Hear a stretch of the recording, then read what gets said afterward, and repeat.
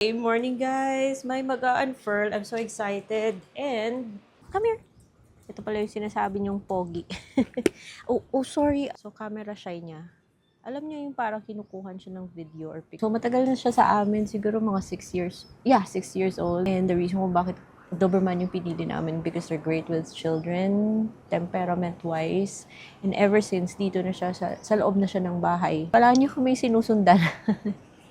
Ayan. And isang reason kung bakit Doberman because they don't shed as much as other dogs. So yung ibang dogs, grabe talaga mag-shed and we don't like that. He's perfect. So today, gusto ko guys pag-usapan tong si PXT. And medyo makulay din yung aming issue. Charot lang. Exage naman. Hindi naman ganun talaga kamakulay. Anyway, so itong si PXT, it's an online lending platform na nada-download both sa Google Play Store and sa iOS. And dati sabi niya, you can borrow up to 100,000 pesos daw. But now, sinasabi niya dun sa kanyang app, maximum of 50,000 pesos. Well, legit naman siya in a sense that it is registered sa list of, sa SEC, and dun siya sa list of recorded online lending platforms. Pero, yung ugali niya, parang siyang swindler or parang siyang manloloko. Anyway, so 'di ba alam niyo nagre-review ako ng mga online loan platforms dun sa kabila kong channel, sa main channel ko. So kung gusto niyo tutorials, reviews, my opinion about online loan platforms, dun kayo. Kasi dito parang side trip. Side quest. First time ko siyang first time ko siyang ni-review last year. And nagulat ako kasi yung ginawa niya, yung video ko, dinownload niya, tapos in-upload niya dun sa kanyang Facebook. Ginamit niya sa ads where, alam niyo yung mga ads na pag pinindot niyo, may install button.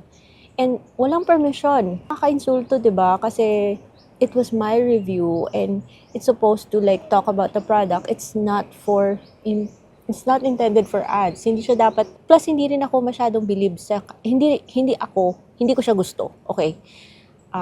Just to be blunt, hindi ko siya gusto. Para sa akin, wala siyang right to use my video as an ad because I personally don't like it. So, nagmumukhang parang ini-endorse ko siya.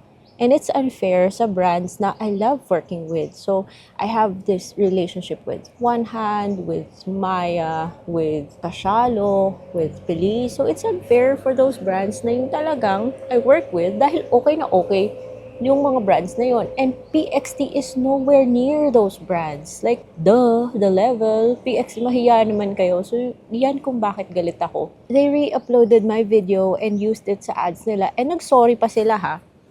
And I thought, tatanggalin na nila. Okay, fine, nag-sorry sila. Pero hindi eh. Ang kakapal pa rin ng mukha nila na patuloy pa rin nilang ginagamit. So, ang dami sa inyo nagsusumbong sa akin na yun, ginagamit nila yung material ko for ads. Patuloy pa rin. So, napakabastos. Bastos, guys. And just watch this short clip for you to have better understanding. Huy! Hi, guys. Welcome back to another vlog. PXT, pwede na ba to? Pasado na ba to? Baka gusto nyong nakawin ulit yung content ko. Okay, may magtatanong, Ate Red, bakit palagi mong pinagtitripan to si PXT? Well, guys, I believe my viewers will agree na to si PXT. Kinuha kasi yung content ko. Tapos, ginamit sa ads nila without permission. Like, dinownload yung YouTube content ko and na-re-upload sa kanilang Facebook. Nakaka-insulto, di ba? Kasi pinaghirapan ko yung video na yun pagkatapos na nakawin nila. Because I keep calling them out. Nako, the same video, in-AI nila para palitan. Previous kong video, ang dami siya yung nagsasabi na mukha siyang okay ha. Ito nga, again, uulitin ko si PXT loan. At sabi niya na kung repeat borrower ka na, you can borrow up to 100,000 pesos. Yun nga, akala ko too good to be true siya. Pero previous kong video, ang dami siya yung nagsasabi na mukha siyang okay ha. Ito nga, again, uulitin ko si PXT loan. At sabi niya na kung repeat borrower ka na, you can borrow up to 100,000 pesos. Yun nga, akala ko too good to be true siya. Pero, ayan. Kaya ako na nag-adjust. Alam nyo, itong si PXT, asal swindler siya. Kahit na legit siya, pero asal swindler siya. And para sa akin, wala siyang K para nakawin yung content ko. Because hindi naman masyado maganda yung terms niya. Number one, may kaltas. And then, may patong. Pero above all, hindi maganda yung mga companies na ganun yung ginagawa eh. Yung mga hindi marunong gumalang sa mga creators. Nakaka-offend talaga. Like, Na insulto talaga ako sa ginawa nila. But anyways, that's just a rant. So yes, legit siya dahil SEC registered. Pero yung asal nito, yung marketing nito, walang katalan-talan. I don't want to be associated sa isang app that I personally don't want to use dahil yun nga, may kaltas siya. Nagkakaltas siya ng 11% sa loan na matatanggap mo. And then, 45 days or 60 days to pay. Para siyang si Mr. Cash actually. And then, may patong. Kunyari, compliant. And ngayon, may multiple pa siya kasi kung hindi ka approved dun sa kanyang regular credit, merong shop, edu, credit, yung mga ganong drama. Pero even so, hindi ko siya gusto.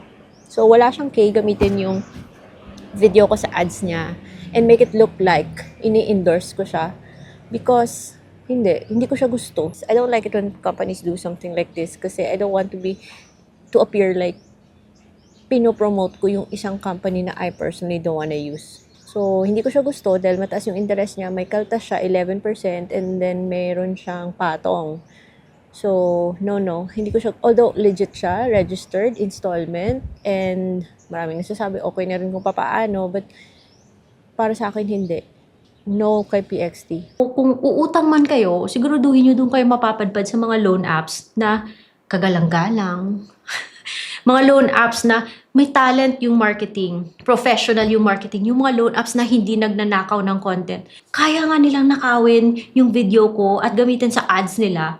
How much more yung mga personal info nyo? Oh, nakakaduda, 'di ba?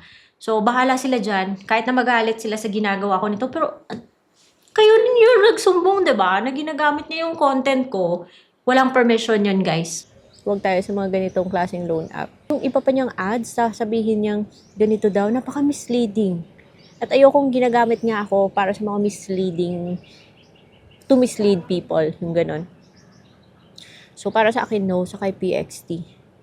Yun. See?